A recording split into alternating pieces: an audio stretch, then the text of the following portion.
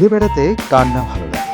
তাই তো বিনোদনের আশায় কেউ পরিবার নিয়ে, কেউ বা আবার বন্ধু বান্ধব নিয়ে ঘুরছেন বিনোদন কেন্দ্রগুলোতে। ভালো লাগে, আমার বাসা মিরপুরেই, আমরা সবসময় এখানে আসি। ঢাকার আশেপাশে তো খেলাধুলার জায়গা নেই বর্তমানে বাচ্চাদের, স্কুল কলেজেও তেমন মাঠ টাট নাই, এখানে আসলে একটু ভালো লাগে। বেবি জাম্পিং অনেক ভালো লাগছে এখানে এসে, আমারও অনেক ভালো লাগছে। বাচ্চাদের জন্য একটা ঘোরার মতো অন্যতম একটা পরিবেশ। মুভমেন্ট করারটা আসলে আমাদের কোনো প্লেস নেই, আর মিরপুরবাসীর জন্য মেনলি ভালো হয়েছে। হ্যাঁ, ভালো ফিল হয়, বাচ্চারা সবসময় খেলাধুলা করতে পারে, ভালোই হয় এটা।